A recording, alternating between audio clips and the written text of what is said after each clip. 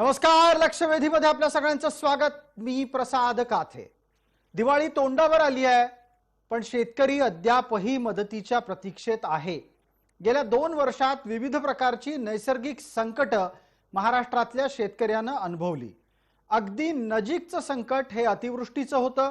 त्या अतिवृष्टीच्या संकटातून शेतकऱ्याला बाहेर काढण्यासाठी सरकारकडून मदतीचा हात अपेक्षित असताना अद्यापही अनेक ठिकाणी पंचनामे झालेले नाहीत। पंचनामे आधी, मदत नंतर ही राज्य सरकारची भूमिका आहे। याच्या उलट तात्काळ मदत किमान काही थोडीफार तरी हातामध्ये द्या असं वारंवार विरोधी पक्ष सांगत असताना प्रत्यक्षामध्ये मात्र मदत हातात नाही, मदत खात्यातच असा सुद्धा मविया सरकारचा आग्रह आहे। राज्यात सध्या सरकारच्या विरोधात बोलायचं नाही असं अनेकांनी ठरवलेलं असताना आम्हाला मात्र शेतकऱ्यांच्या प्रश्नांवर बोलतं व्हावंच लागणार आहे, कारण ती एक जबाबदार माध्यम म्हणून जय महाराष्ट्राची जबाबदारी आहे आणि आम्ही तसं ठामपणे समजतो। जय महाराष्ट्राच्या माध्यमातून शेतकऱ्यांच्या प्रश्नावर आतापर्यंत अनेकदा प्रश्न उपस्थित केले गेले। शेतकऱ्यांच्या विविध मुद्द्यांवर सर्वंकष सर्व बाजूंनी नेहमी चर्चा झाली। त्यातलाच एक महत्त्वाचा टप्पा आज आहे। शेतकऱ्यांच्या शेतात पंचनामे अजूनही झालेले नाहीत, पंचनाम्याचे अधिकारी पोहोचलेले नाहीत। कथा मराठवाड्याची असो, कथा विदर्भाची असो, सारखी आहे। या सर्व पार्श्वभूमीवर आजची लक्षवेधीची चर्चा पंचनामा रखडला, मदतही अडखळली।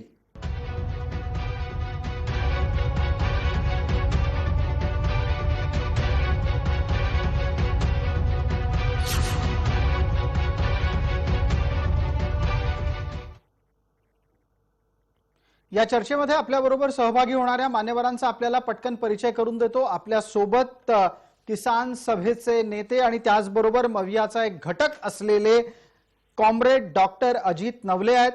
आपल्या सोबत शेतकरी आत्महत्या विरोधी चळवळीचे प्रमुख आणि शेतकरी आंदोलनावर नेहमी सक्रिय असलेले माणिकराव कदम आहेत। राजकीय भूमिका मांडण्याच्यासाठी आपल्या सोबत भारतीय जनता पार्टीकडून प्रवक्ता प्रतिनिधी या नात्याने राम कुलकर्णी आहेत।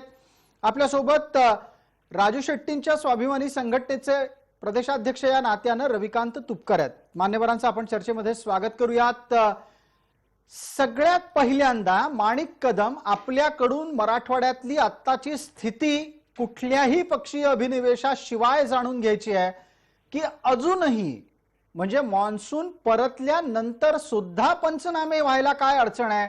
अनेक शेतकऱ्यांनी आमच्यापर्यंत ही वेदना पोहोचवली की त्यांची पिकं वाहून गेली, शेतीतलं सकस किंवा कस असलेली जमीन वाहून गेली। आता उरलेल्या दगडधोंड्यांमध्ये सुद्धा अजून अधिकाऱ्यांचे पाय पडत नाहीत। अगदी बरोबर आहे, कारण महाराष्ट्र असेल, मराठवाडा असेल, ह्या मराठवाड्यामधल्या जवळपास 8ही जिल्ह्यामध्ये ही अतिवृष्टी झालेली आहे आणि ह्या अतिवृष्टीमुळे शेतकऱ्यांचं प्रचंड अतोनात नुकसान झालेलं आहे। परंतु अद्यापही बांधावर कोणत्याही प्रकारचा अधिकारी यायला तयार नाही आणि महाविकास आघाडीचे नेते मात्र म्हणतात की दिवाळीच्या अगोदर आम्ही शेतकऱ्यांना मदत देणार आहोत। पण मला एक साधा पडलेला प्रश्न आहे, दिवाळी 2 तारखेला दिवाळी आहे, दिवाळीच्या अगोदर हे पैसे मदत देणार कशी आम्हाला? अरे यांच्या आणि पंचनामे नाहीत। बीड जिल्ह्यामध्ये कालच एक बातमी आलेली आहे की त्या ठिकाणचे अधिकारी म्हणायला लागलेले आहेत, पंचनामे झाल्याशिवाय आम्ही शेतकऱ्यांना मदत देऊ शकत नाही। म्हणजे यांच्याकडे पंचनामे करण्यासाठी यंत्रणा नाही का? यांचे कृषी साहेब काय करायला? बिलकुल बिलकुल माणिक कदम, आपण आपली भूमिका अत्यंत पोटतिडकीने मांडत असताना माझी इतर मान्यवरांना छोटीशी आणि महत्त्वाची विनंती आहे, आपण जेव्हा बोलत नसाल तेव्हा कृपया आपले माईक बंद करावेत। आपण बोलायला लागाल तत्पूर्वी ते सुरू करावेत, जेणेकरून आपल्या बोलण्यामध्ये इतर कुठलाही आवाज जोडला जाणार नाही। आता माणिक कदम बोलत असताना इतर ठिकाणचेही आवाज प्रेक्षकांपर्यंत पोहोचतायत। माणिक कदम काय बोलतायत ते ऐकायला नीट येत नाहीये। माणिक कदम, आपण बोलत असताना शेवटचा मुद्दा असा मांडत होतात की अनेक शेती विषयक जबाबदार अधिकारी मंडळी आहेत कुठे? कृषी विभाग करतोय काय? कृषी विभागाच्या माध्यमातून महसुली यंत्रणेला सोबत घेत पंचनामे वेगवान पद्धतीने एव्हाना होऊन जायला पाहिजे होते। आणि मदतीचा पहिला टप्पा तरी यायला हवा होता. हे का झालेलं नाही? पंचनाम्यांच्यासाठी लागणारा उशीर हा नक्की व्यवस्थेतल्या आळसाचा भाग आहे का इच्छाशक्तीचा भाग आहे की जबाबदारी घ्यायचीच नाहीये? माणिक कदम.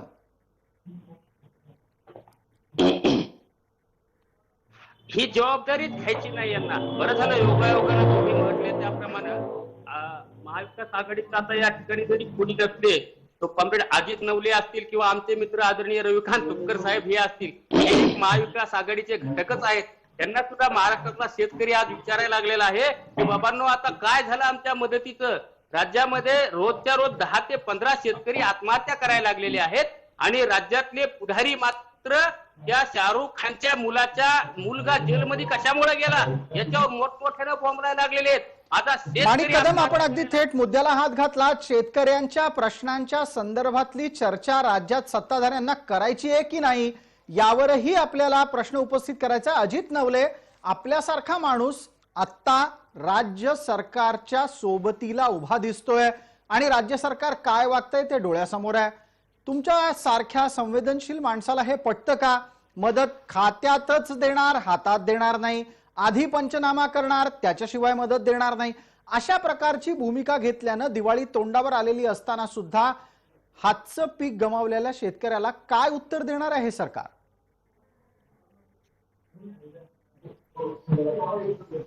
अजितराव, आपण माईक सुरू करून बोलणं मांडा आणि बाकीच्यांनी कृपया आपले माईक बंद करा. माणिकराव, आपण माईक बंद करा. अजित नवले बोलतात. आम्ही महाविकास आघाडीच्या बाजूने उभे आहोत आणि त्यांचे घटक आहोत हे माणिकरावांकडून ऐकून मला प्रचंड धक्का बसलेला आहे. आम्ही महाविकास आघाडीत कधी गेलो आम्हाला कसं कळलं नाही? आम्ही कधीही त्या घटक पक्षाचे नव्हतो. आमची कमिटमेंट शेतकऱ्यांबरोबर आहे. मी ज्या पक्षात आहे तो पक्ष सुद्धा सरकारमध्ये सामील नाही हे आपल्या सर्वांना माहित आहे. मराठवाडा विदर्भामध्ये प्रचंड उशीर हा पंचनाम्यांना झालाय. अजित नवले, आपण ज्या पक्षाचे आहात तो पक्ष सत्तेत सहभागी नाही हे मान्य केलं तरी आपल्या पक्षानं हे सरकार येत असताना घेतलेली भूमिका सगळ्यांना ठाऊक आहे. आज ती नाकारून कशी चालेल? आणि आज ज्या वेळेला शेतकऱ्यांच्या बाबतीत हे सरकार असंवेदनशील वागतंय तेव्हा तुम्ही जबाबदारी झटकू शकता का? नाही प्रसादजी, तुम्हाला माझा स्वभाव माहित आहे. पुराव्याशिवाय मी कधीच काही बोलत नाही. महाविकास आघाडी अस्तित्वात आली त्या दिवशीचं मतदानाचं सगळा चार्टर आपण काढून बघा. आमच्या आमदाराने महाविकास आघाडीला पाठिंबा दिला असं आपण सिद्ध केलं तर मी आपलं 100% म्हणणं मान्य करेन. मुद्दा आज तो नाहीये. मुद्दा हा आहे की आज प्रचंड नुकसान विदर्भ आणि मराठवाड्यामध्ये झालेलं असताना आज महाविकास आघाडी असो किंवा कोणतंही सरकार असो पंचनामे झालेले नाहीत. दिवाळी तोंडावर आहे. प्रचंड खर्च शेतकऱ्यांच्या समोर आहे. अशा वेळी मदत तर सोडाच, प्रसादजी, हे सरकारचं वीज महामंडळाचं कार्यालय शेतकऱ्यांचे कनेक्शन कट करण्याची भूमिका घेत आहे. परवा दिवशी प्रचंड मोठा मोर्चा आम्ही अकोल्यात काढला आणि वीज महामंडळाला टाळं ठोकण्याची भूमिका घेतली. प्रश्न कोणतं सरकार सत्तेवर आहे याचा मुलायजा किसान सभा आणि आमच्यासारख्या कार्यकर्त्यांनी कधीही ठेवलेला नाही. आमची मग मला एक छोटा प्रश्न आहे अजितराव, मला एक छोटा प्रश्न आहे. या चर्चेमध्ये सरकारला सहभागी सुद्धा व्हायचं नाहीये. संवेदनशीलतेचा इतका कडेलोट त्यांचा का व्हावा किंवा असंवेदनशीलतेची परिसीमा त्यांनी का गाठावी? ही अत्यंत दुर्दैवीच अशी बाब आहे. त्यांचे मंत्री आजही सर्वत्र दौरे करत हिंडतायत, परंतु शेतकऱ्यांच्या आसू पुसायला त्यांना जर वेळ नसेल तर ही खरोखर दुर्दैवाची बाब आहे. केवळ राज्य सरकारच्या बाबत आपण बोलतो आहोत. दुसरा भाग केंद्र सरकारचा सुद्धा आहे. NDRF ची मदत केंद्र सरकारकडून येण्याची सुद्धा तितकीच आवश्यकता आहे आणि जेवढं राज्य सरकार असंवेदनशील आहे त्याच प्रकारे केंद्र सरकारने फार मोठा दिवा लावलाय आणि शेतकऱ्यांना प्रचंड मदत केली असं आपल्याला दिसत नाही. सोयाबीनचे दर पाडण्यामध्ये माणिकराव बोलू द्या, मला बोलू द्या. तुमचं ऐकलं. महाराष्ट्र सरकारनं काढलेला GR आहे आणि महाराष्ट्र सरकारने त्यावेळेस 29 ऑगस्टला शेतकऱ्याला 1 लाख म्हणजे 94,000 रुपये हेक्टरी मदत दिलेली आहे. माणिकराव, तुमचं ऑगस्ट 2019चा GR वाचा. माणिकराव ऐका, मी तुमचं ऐकलेलं आहे. माझा मुद्दा इतकाच आहे की राज्य सरकार जसं जबाबदार आहे तसं केंद्र सरकारला मोकळं सोडण्यात काही एक हाशील नाही. त्यांनी आता परत एकदा सोयाबीनच्या नंतर तेल बियांवर आणि तेलावर सुद्धा स्टॉक लिमिट लादलं आणि सोयाबीनचे दर अधिक मातीत जाईल अशा प्रकारचा घाव हा शेतकऱ्यांवर घातलेला आहे. त्यामुळे आसमानी आणि चिंतानी अजितराव, तेलबियांच्या संदर्भातला अधिकार त्यांनी राज्य सरकारांकडे ठेवलेला आहे. प्रसादजी, राज्य सरकारांकडे असा अधिकार ठेवून हे बाजाराचं परसेप्शन बदलता येत नसतं. केंद्र सरकार ज्यावेळी केंद्रीय पातळीवर निर्णय घेतं त्याचा परिणाम सबंधपणाने शेतीमालाच्या बाजारावर होत असतो. ठीक आहे, मलाही माहिती आहे, हे मलाही माहिती आहे. ठीक आहे. आपण जो तर्क देता आहात हा खरं तर बाजारातल्या येऊ घातलेल्या घडामोडींचा आहे. चर्चा आत्ताच्या घडीला पंचनामे अजूनही न होण्याची आहे. राम कुलकर्णी, आपल्यासाठीचा पुढचा प्रश्न, मराठवाड्यातली परिस्थिती काय आहे हे आपण वारंवार ऐकतो आहोत. इतर अनेक माध्यमांना तर आजकाल या विषयांवर चर्चाच करायची नाही. आम्ही जबाबदारीनं हा मुद्दा घेतो, मांडतो, प्रश्न विचारतो. सरकार तर आता प्रश्नांना उत्तरं द्यायची सोडून अशा चर्चांमध्ये न येण्याची भूमिका घेऊ लागलेलं आहे. या सरकारला तुमच्या आसपासची परिस्थिती थेट सांगा की पंचनामे अजूनही का झाले नाहीत.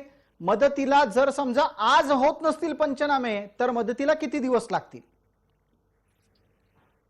प्रसादजी, मी सुरुवातीला जय महाराष्ट्र या वाहिनीचं कौतुक आणि अभिनंदन यासाठी करतो की आपण शेतकऱ्यांच्या प्रश्नावर विशेष चर्चा लावून धरली. खऱ्या अर्थाने सप्टेंबर महिन्यामध्ये जो पाऊस झाला, जी अतिवृष्टी झाली, त्या अतिवृष्टीमुळे मराठवाड्यातले साधारणतः 45 लाख हेक्टर जमीन उद्ध्वस्त झालेली. त्याच्यातली 11,500 हेक्टर जमीन नापीक झाली, जमिनीच्या नद्या झालेल्या. आणि सोयाबीन गेलं, कापूस गेलं, मूग गेला. केवळ शेतीच नाही तर शेतकऱ्यांच्या शेळ्या गेल्या, मेंढ्या गेल्या, कोठे वाहून गेले. एका एका जिल्ह्यामध्ये नाही म्हटलं तरी आजही साधारणतः 10 ते 12 लोकांचे प्राण त्या महापुरामध्ये वाहून गेले. गावाची गावं वेढली. सरकार पंचनामे का करत नाही? सरकारची नियत शेतकऱ्याच्या बाजूने नाही, शेतकऱ्याला मदत करायची नाही. ठाकरे सरकार हे केवळ घोषणा करतं आणि शेतकऱ्याला मदतीला येत नाही. माझा एक सवाल आहे या ठिकाणी. मी अजितजी नवले साहेब, शेतकऱ्यांचे कैवारी म्हणून तुम्ही आहात. वास्तविक पाहिजे होतं, शेतकऱ्याचं दुःख पाहायला पाहिजे होतं आणि मग शेतकरी झाला, त्याचे संसार कसे उद्ध्वस्त झाले आणि सरकार हे पंचनामे का करत नाही? मला असं वाटतं की पंचनामे केले तर नुकसानीचे खरे आकडे प्रसादजी समोर येतील. आजही सरकारच्या आकड्यानुसार 36 लाखाचा आकडा मराठवाड्यातला हेक्टरचा आहे, पण खरे आकडे येतील आणि आपल्याला मदत द्यावी लागेल. एकट्या मराठवाड्यामध्ये 10,000 कोटीपेक्षा अधिक शेतकऱ्यांचं, सर्वसामान्य जनतेचं नुकसान झालंय आणि या सरकारनं महाराष्ट्राला 10,000 कोटी रुपये दिलेत आणि देता देता काल जो अध्यादेश काढला त्या अध्यादेशामध्ये असं सांगितलं की अगोदर पंचनामे करा. अहो, तुमचा तलाठी यायला तयार नाही, ग्रामसेवक यायला तयार नाही, तुमचा नायब तहसीलदार येत नाही, अजून ते गावागावात पोहोचलेच नाहीत. कारण बिलकुल बिलकुल. थोडक्यात काय तर जी व्यवस्था या सगळ्यासाठी जबाबदार आहे ती व्यवस्था डिम्म आहे, हलायचं नाव घेत नाही. रविकांत तुपकर, आपल्याकडची परिस्थिती सुद्धा काही फार वेगळी नसणार आहे. मुद्दा हा आता राहिलेलाच नाही की व्यवस्था का हलत नाहीये. मुद्दा हा आहे की या व्यवस्थेला हाकणारे कुठे आहेत? लोकशाहीमध्ये प्रशासनाच्या वर राजकीय कार्यकर्ते आणि राजकीय नेते असतात. या राजकीय नेते मंडळींना सुद्धा आपल्या हाताखालच्या कृषी, महसूल या विभागातल्या यंत्रणांना कार्यान्वित करायचं नाहीये का? हा आळस आहे की जबाबदारी झटकण्याचा प्रकार आहे? रविकांत तुपकर. मुळामध्ये महाविकास आघाडीच्या म्हणजे राज्य सरकारच्या मंत्री असतील किंवा लोकप्रतिनिधी असतील, यांना हे पैसे शेतकऱ्यांना आता दिवाळीपूर्वी यांच्या खात्यात हे देणार नाहीयेत आणि त्यांनी घोषणा जरी केली. आपल्या चॅनलवर मागे आपली डिबेट झाली, परंतु परिस्थिती अशी आहे की हे सगळं अधिकाऱ्यांवर ढकलायचं म्हणजे मदत द्यायचं यांच्या जीवावर आलेलं आहे. पंचनामे रखडले बाबा, हे पंचनामे झाले नाही म्हणून आम्ही मदत देऊ शकत नाही, असा केविलवाणा आहे यांचा प्रयत्न आहे. लोकप्रतिनिधींना जीवावर आलं की हे सगळं खालच्या लोकांवर ढकलून देतात. मला सांगा, एखाद्या मंत्र्याने जर कडक शब्दात आदेश काढले आणि जो पंचनामे वेळेच्या आत करणार नाही त्याला सस्पेंड करू असा फतवा काढल्यावर काय पंचनामे करणार नाही? काय मजा नाही यांची? परंतु द्यायची नियत नाहीये. म्हणजे एका बाजूला शेतकऱ्यांना पैसे द्यायचे असले की यांच्या तिजोरीत पैसा नसतो, परंतु आमदारांचे पगार वाढवायला पैसे आहे, नोकरदारांचे महागाई भत्ता द्यायला पैसा आहे. सांगा ना नोकरदारांना, महागाई भत्ता आम्ही 1 वर्ष लेट देतो, तुमचे पगार आम्ही 2 वर्ष लेट देतो. वसंतदादा पाटील मुख्यमंत्री असते तर काय केलं असतं? स्वर्गीय वसंतदादांची आज त्यानंतर आठवण येते की ते मुख्यमंत्री असते तर पहिले शेतकऱ्यांना उभं केलं असतं. आमच्या जिल्ह्यातलं उदाहरण तुम्हाला सांगतो. 7.5 लाख हेक्टरच्या पेऱ्यापैकी 5 लाख हेक्टर पूर्ण उद्ध्वस्त झालेलं आहे. तरी पंचनामे नाही, तरी मदत नाही. सरकारला किती शेतकऱ्यांच्या आत्महत्या झाल्यावर खऱ्या अर्थानं जाग येणार आहे? आणि दुसऱ्या बाजूला जो मुद्दा आता कारण लोड शेडिंग चालू केलं शेतामध्ये यांनी, आता वीज कनेक्शन कापायला चालू केलं. आर्यन खानच्या मुलावर चर्चा करायला वेळ. नवाब मलिक रोज 8 दिवस झाले आम्हाला ते नवाब मलिक बघून बघून कंटाळा आलाय. मुख्य प्रश्नांपासून लक्ष विचलित करण्यासाठी असे मुद्दे बाहेर काढायचे आणि त्याच्यावर जबाबदार लोकांनी बोलायचं. या राज्यातले अतिशय 50-50, 40-40 वर्ष राजकारणात घातलेले लोक आर्यन खानच्या विषयावर बोलत असतील तर हे महाराष्ट्राला अपेक्षित नाहीये. हा शाहू फुले आंबेडकरांचा महाराष्ट्र आहे, यशवंतराव चव्हाण यांचा महाराष्ट्र आहे, हा छत्रपतींचा महाराष्ट्र आहे. लाज वाटली पाहिजे राज्यकर्त्यांना. कारण या 9 महिन्यामध्ये 775 शेतकऱ्यांनी विदर्भात आत्महत्या केल्या. किती शेतकरी मेल्यावर याला जाग येणार आहे? मी तुम्हाला सांगतो या रविकांत तुपकर, या सगळ्या व्यवस्थेच्या दरम्यान आणखीन एक महत्वाचा मुद्दा उपस्थित करायचा आहे. त्यानिमित्तानं कॉम्रेड नवलेंना बोलतं करतो. अजितराव, राज्य सरकारच्या माध्यमातून दिली गेलेली मदत इतकी काही प्रचंड आहे असं सांगितलं जातं. आपण स्वतः महाराष्ट्राच्या मुख्यमंत्र्यांच्या तोंडचे शब्द ऐकले असतील तर आपल्याला असं वाटायला लागतं की अबोब किती मदत दिली, 10,000 कोटी रुपयाचं पॅकेज दिलं असं ते सांगितलंय. प्रत्यक्षात हे पॅकेज आहे कितीचं, यातले मिळणार किती रुपये? तुमच्या लेखी तुम्ही गणित करून पाहिलं असेल तर तुम्ही सांगा. यानंतर माणिकराव कदमांसाठी याच अनुषंगाने प्रश्न असणार आहे. आधी अजितराव. प्रसादजी, आरेपच्या निकालांनी जास्त दिलं हे बरोबर आहे, परंतु त्याची तुलना जर केली तर हे अत्यंत अल्प आहे आणि यातून शेतकऱ्याचं नुकसान हे बिलकुल भरून निघणार नाही ही वस्तुस्थिती आहे. शेती जी प्रचंड वाहून गेली, पिकं, त्याचबरोबर शेतीची माती वाहून गेलेली आहे, बांध बंदिस्ती तुटलेली आहे. आता आपले मित्र रामजी म्हटले त्याप्रमाणे जनावरांचं नुकसान झालेलं आहे. त्यामुळे अतोनात नुकसान झालेलं असताना जी मदत जाहीर केली ती तुटपुंजी आहे असंच आपल्या सर्वांना म्हणावं लागतंय. आणि म्हणून त्याच्यावर समाधान आमचं कुणाचंही नाही. आणि जी जाहीर केली ती सुद्धा प्रचंड उशिरा जर ते देणार असतील, आम्हाला गरज आहे त्यावेळी ती येणार नसेल, तर मला असं वाटतं की हे अजित नवले एकच मिनिट, अजित नवले एकच मिनिट, आपण थेट पुढच्या मुद्द्यावर पोहोचलात त्याबद्दल धन्यवाद. शेतकऱ्याला अतिवृष्टी झाल्याच्या नंतर किती दिवसात मदत मिळायला हवी होती? आता जवळपास आठवड्याभरामध्ये दिवाळी सुरू होईल, अजूनही मदत नाहीये. ही मदत किती हवी होती? हेक्टरी किती अपेक्षित करता? कधी मिळायला हवी होती? आम्ही सर्वांनी मिळून मागणी केली होती की किमान 50,000 रुपये हे प्रति हेक्टरी पहिला हप्ता म्हणून द्या आणि नंतर पंचनामे केल्यानंतर 50,000पेक्षा जास्त नुकसान जर झालं असेल तर ते सुद्धा तुम्ही शेतकऱ्यांना भरून द्या. याच्याबद्दल आमच्या बहुतांशी शेतकरी नेत्यांचं, कार्यकर्त्यांचं एकमत होतं. 50,000 रुपयाने सुद्धा ही आमचं झालेलं नुकसान हे भरून येणार नाहीये प्रसादजी. कारण ज्यावेळी शेती वाहून जाते ती परत पूर्ववत करण्यासाठी जो खर्च येतो तो अमाप अशा प्रकारचा खर्च असतो.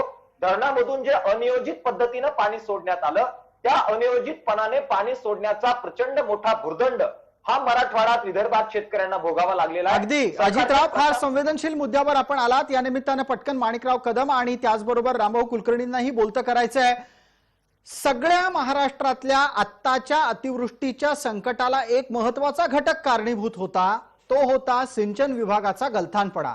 पण माणिकराव, आपणही आणि रामभाऊ आपणही हे पाहिलं असेल, रविकांतजी आपणही हे पाहिलं असेल, एक चकार प्रश्न कोणी सिंचन मंत्र्यांना विचारत नाही. सिंचन विभागानं आत्ताच अजितरावांनी थोड्या वेळापूर्वी नमूद केल्याप्रमाणे धरणातून पाणी सोडण्याच्या बाबतीत ज्या ज्या चुका केल्या त्याचं सगळ्यात मोठं मोल हे शेतकऱ्याला मोजावं लागणार आहे. आणि माणिकराव, याबद्दल सिंचन मंत्री काय करतायत असा प्रश्नही कोणाला विचारावा असा वाटत नाही. आणि सिंचन मंत्र्यांना तर काय कुणास ठाऊक पडलंय, कुठल्या विभागाचा आपण मंत्री आहोत याचा पूर्ण विसर असल्यासारखंच ते वागतायत. माणिकराव.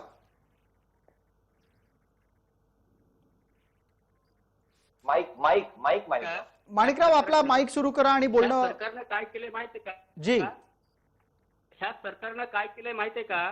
एक यांचा GR होता 15 ऑगस्टच्या अगोदर जे काही कॅटवेअर बंधारे आहेत त्या बंधाऱ्याचे गेट बंद करायचे नाही, परंतु यांनी काय केलं, 31 ऑगस्टच्या अगोदरच असलेले सगळे गेट बंद केले आणि ते GR मोडून काढला.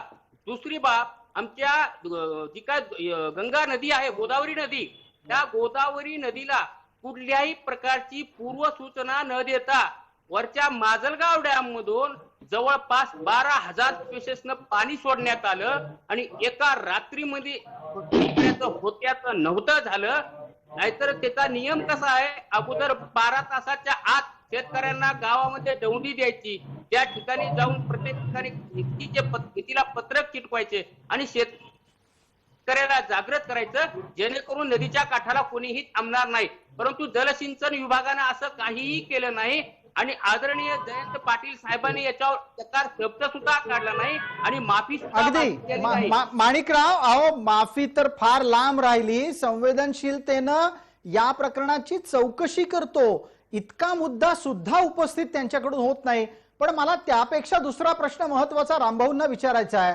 अहो रामभाऊ, या सगळ्या प्रकरणामध्ये अतिवृष्टीच्या संकटाला अनियोजन, पाणी सोडण्याचं, धरणाच्या पाण्याला सोडण्याचं अनियोजन सर्वाधिक कारणीभूत असताना विरोधी पक्ष सुद्धा जयंत पाटलांना प्रश्न विचारत नाही.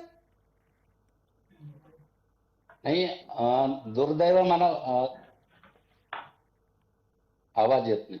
बिलकुल रामभाऊ, आपला आवाज अतिशय नीट येतोय, आपण सलग बोला.